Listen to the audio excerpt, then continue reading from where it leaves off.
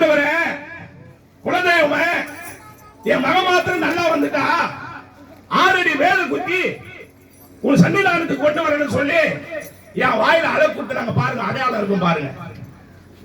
அழகு குத்துன மனுஷன் இன்னைக்கு உங்க மத்தியில ஆண்டவரை பத்தி அலங்கரிச்சு சொல்லி இருக்கிறேன். காரணம் என்ன தெரியுமா? மெய்யான தெய்வம் இயேசு கிறிஸ்து ஒருவரே. ஆமென்.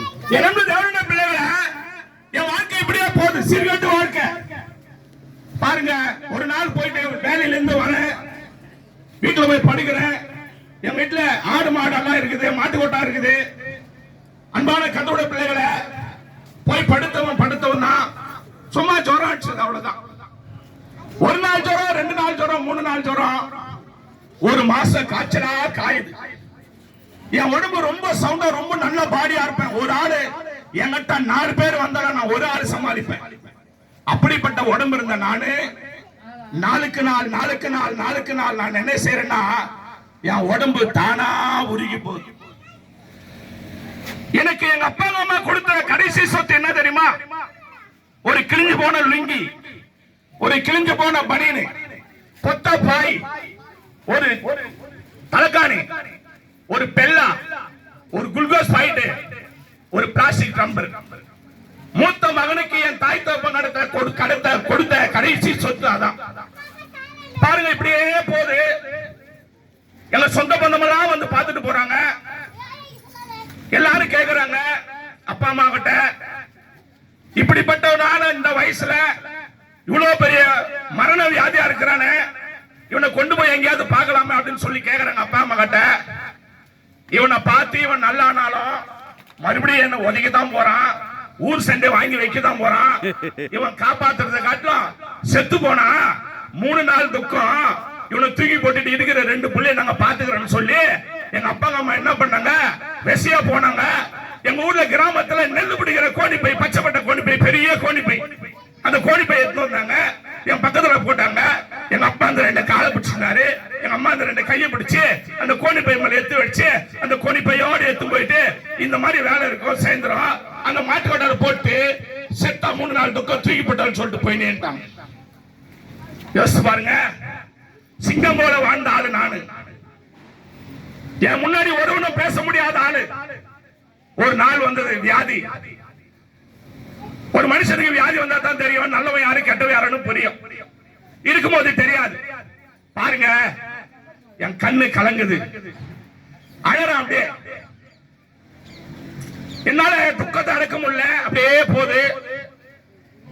எங்க ஊர்ல அப்படி போகும்போது வரும்போது போதையில பக்கத்துல ஐயா போல ஒரு சபை வச்சுன்னு பாட்டு பாடி ஆண்டவர் பத்தி சொல்லி இருப்பாங்க.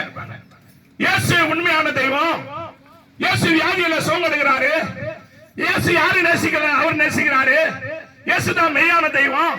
அவர்கிட்ட வரும்போது எவ்வளவு பெரிய துக்கமோ துயரமோ கஷ்டமோ கண்ணீரோ வேதனையோ சோதனை எதுவா இருந்தாலும் அவர் மாத்திரம் அவர் தான் உயிர் உள்ளவரு, அவர் நடமாடுற தெய்வம். நீ கூப்பிட்டா வருவாரு, நீ செத்தால உன்னை உயிரோட எழுப்பாருன்னு சொல்லி அந்த பாஸ்ட் பிரசவம் பண்ணத போதையில போகும்போது கேட்டு போன. அதான் நான் மழைக்கு கூட நான் சர்ச்சில் ஒதுங்கினது இல்லை. பாருங்க, அந்த மாட்டுக்கொட்டால நான் கும்பிட்ட இஷ்ட தெய்வத்தெல்லாம் கூப்பிடுறேன். ஐயா, ஆத்தா, தாயே, இப்படி எப்படி எல்லாம் கூப்பிடுறேன், ஒரு பிரயோஜனம் இல்ல. பாருங்க, இந்த அகார பாவி மரணத்தை நானே ருசி பார்த்தேன். இதை என் ஆண்டவன் பார்த்து கொண்டிருக்கிறார். கடைசி நேரம் மரணம் என்ன சூழ்ந்து கொண்டது, மரணம் என்ன கை கொடுத்து வரவேற்குது. படுத்து இருக்கிறேன், என் காலு 2 ஒன்னா சேருது அந்த மாட்டுக்கொட்டால, என் கை 2 ஒன்னா அடங்குது அந்த மாட்டுக்கொட்டால, என் இறுதிய அடங்குற துடிப்பை நான் பார்க்கிறேன். என் கண்ணு உருளுது. ஒரு போகும்போது கோலி குண்ட தாழ்வான பகுதியில் அந்த கோலி குண்ட உருட்டி விட்டா எப்படி சொல்லும், அது போல என் கண்ணு உருளுது. அப்பதான் நான் நினைக்கிறேன், நம்ம சாவரம் போல தெரியுது, நம்ம சாவரம் போல தெரியுது அப்படின்னு கண்ணு அப்படியே தண்ணி ஊத்துது. அப்போதான் எனக்கு ஜபம் பண்ண தெரியாதுங்க. ஜபம்னா எனக்கு என்ன தெரியும் யோசிச்சு பாருங்க.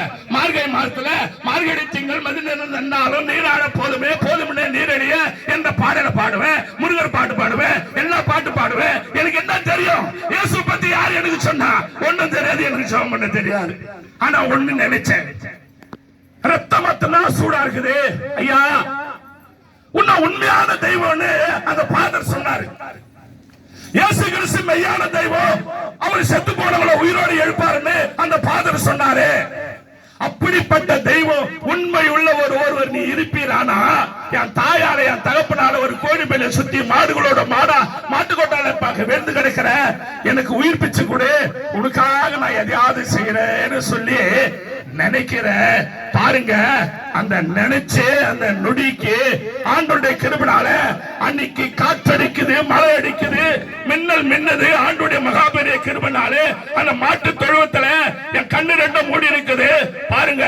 அந்த மாட்டு கொட்டாயில அந்த சராசரம் படைத்த எம்பெருமான் ஈரேழு லோகத்தை படைத்தவர், காட்டு மருகோ நாட்டு மருகோ ஊரு பிராடி பச்சை சூரிய சந்திர கிரகங்களை உண்டாக்குறவரு, குழம்பும் பத்மாகரம் சொன்னரத்திலும் படிக்கப்பச்ச மரகதோ மாணிக்கம் பதுவாகரம் சொன்னாகரம் சொன்னரத்திலும் சுகத்தில வாசம் செய்கிற என் தெய்வம், அற்புதத்தின் தேவ, வானவருக்கு சிங்காசனம், பூமியோருக்கு பாதபடி அந்த மாட்டுக்கொட்டால அந்த எனக்கு காட்சி கொடுக்கிறாரு. அந்த மாட்டுக்கொட்டால காட்சி கொடுத்து வெண்ணாறு அணிந்து எம்பெருமான் அப்படியே என் மேல வந்து படுக்கிறார். என் அன்பான தேவனுடைய பிள்ளைகளே, நின்று போன இருதயம் துடிக்க ஆரம்பிச்சது. அழிய போன கண்ணுக்கு கர்த்தர் ஒளி கொடுத்தார். நின்று விளங்காத கால்களுக்கு கர்த்தர் தாமே எனக்கு நடக்க பலனை கொடுத்தார். பிள்ளைகளே, அப்பொழுதுதான் ஆண்டவர் சொல்றாரு, மகனே, உன் தகப்பனும் தாயை உன்னை கைவிட்டாலும் நான் உன்னை கைவிட மாட்டேன். என்னை எந்த நேரத்தில் என்னை கூப்பிட்டியோ, எப்ப என்ன நோக்கி நீ பாத்தியோ, எப்ப என் பேரை சொல்லி ஏசப்பான்னு சொன்னியோ, அன்னைக்கிலிருந்து நான் உனக்கு தகப்பனா இருப்பேன், நீ எனக்கு மகனா இருப்ப, பயப்படாத, நான் உன்னை விட்டு விலக மாட்டேன்னு சொல்லி அந்த நாள்ல இருந்து இந்த நாள் வரைக்கும் ஒரு ஊசி போட்டதில்லை, நான் ஒரு மாத்திரை சாப்பிட்டதில்லை, நான் எந்த டாக்டர் கிட்ட போய் பிரஷர் இருக்குதா, எனக்கு பிபி இருக்குதா பாருங்க நான் கொண்டதில்லை. என் தேவ பிள்ளைகளே, அன்னைக்கு காலையில இருந்து பச்சைத்தல்ல குளிச்சுட்டு அந்த கிராமத்துல அந்த சபைக்கு நான் போய் உட்கார அன்பை குறிச்சு பிரசவம் பண்றாரு ஃபாதர். யாருடைய அன்பு சிறந்தது? தாய் அன்பு சிறந்ததா?